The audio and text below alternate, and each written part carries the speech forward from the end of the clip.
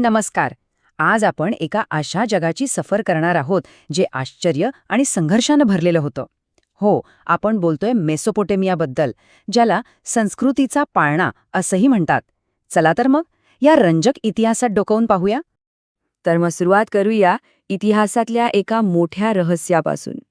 आपली ही माहिती सुरू होते एका महत्वाच्या प्रश्नानी.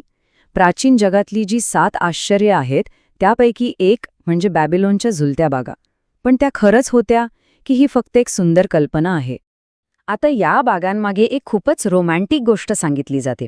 असं म्हणतात की राजा नेबुचदनेझरची पत्नी अमितीज ही एका हिरव्यागार डोंगराळ प्रदेशातून आली होती. आता तिला इथल्या सपाट वाळवंटात घराची आठवण यायची. मग काय, आपल्या लाडक्या राणीसाठी या राजाने चक्क वाळवंटात एक डोंगरासारखी बाग तयार केली. पण थांबा, या सुंदर कथेमध्ये एक ट्विस्ट आहे. आश्चर्य वाटेल, पण बॅबिलोनच्या कुठल्याही लेखनात या बागांचा साधा उल्लेख नाहीये. काही तज्ज्ञांचं तर म्हणणं आहे की या बागा एका असिरियन राणीने बांधल्या होत्या. आणि त्या झुलत्या होत्या म्हणजे काय, त्या हवेत तरंगत नव्हत्या बरं का, तर झिगुरात नावाच्या एका पायऱ्यांच्या इमारतीवर त्या तयार केल्या होत्या, ज्यामुळे त्या दुरून झुलल्यासारख्या दिसायच्या. केवढी हुशारी!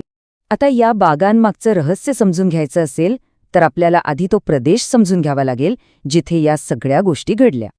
हा प्रदेश म्हणजे मेसोपोटेमिया. हे नाव ग्रीकांनी दिलंय आणि त्याचा अर्थ होतो 2 नद्यांच्या मधली जमीन. या 2 नद्या म्हणजे तैग्रीस आणि युफ्रेटिस. खरं तर या नद्यांमुळेच पश्चिम आशियातला तो सगळा वाळवंटी भाग एका सुपीक नंदनवनासारखा झाला होता. आणि साहजिकच आहे, अशी सुपीक जमीन कोणाला नको असणार. त्यामुळे काय झालं की आजूबाजूच्या डोंगराळ आणि वाळवंटी प्रदेशातल्या टोळ्या या जमिनीवर कब्जा करण्यासाठी सतत लढत राहिल्या. आणि गंमत म्हणजे याच सततच्या संघर्षातून पुढे बलाढ्य संस्कृती जन्माला आल्या. तर मग पाहूया, या संघर्षातून जन्माला आलेली पहिली महान संस्कृती कोणती होती? ही संस्कृती होती सुमेरियन लोकांची. असं मानलं जातं की तेच मेसोपोटेमियाचे पहिले रहिवासी होते आणि त्यांनीच इथल्या महान संस्कृतीचा पाया घातला. आणि या सुमेरियन लोकांनी जगाला एक अशी देणगी दिली जिने सगळं काही बदलून टाकलं. आणि ती म्हणजे क्युनिफॉर्म नावाची लिपी. ही जगातली पहिली ज्ञात लेखन कला होती आणि तिचा वापर तब्बल 3000 वर्षांपेक्षा जास्त काळ झाला. विचार करा, केवढा मोठा शोध होता हा. आता जरा नजर टाकूया त्या सत्तेच्या साखळीवर ज्याने मेसोपोटेमियाचा इतिहास घडवला. 3000 वर्ष. विचार करा, या एवढ्या मोठ्या काळात इथे कितीतरी संस्कृती आल्या आणि गेल्या.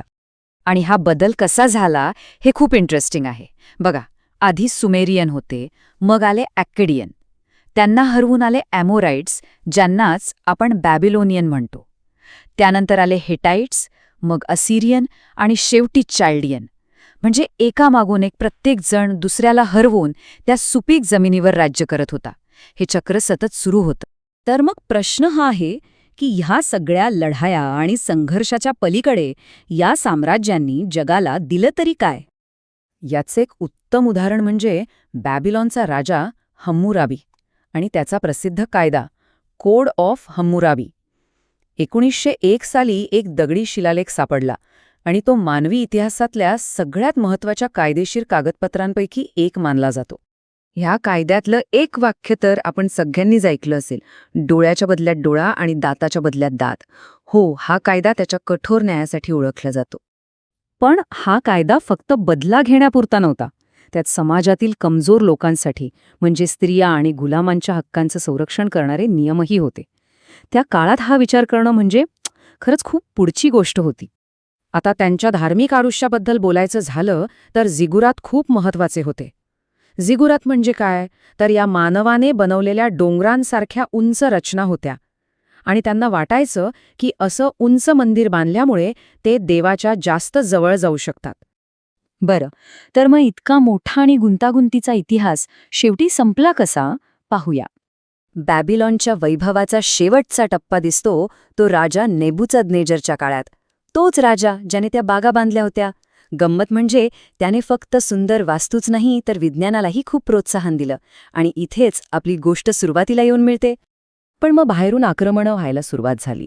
आधी पर्शियन लोकांनी चाल्डेन लोकांना हरवलं, मग आला अलेक्झांडर द ग्रेट, त्याने तर या प्रदेशाला ग्रीक प्रांतच बनवून टाकलं, आणि मग पुढे रोमन आणि तुर्कांच्या राजवटीत मेसोपोटेमियाची स्वतःची ओळख हळूहळू संपतच गेली. आणि मग ही संस्कृती पूर्णपणे उद्ध्वस्त झाली.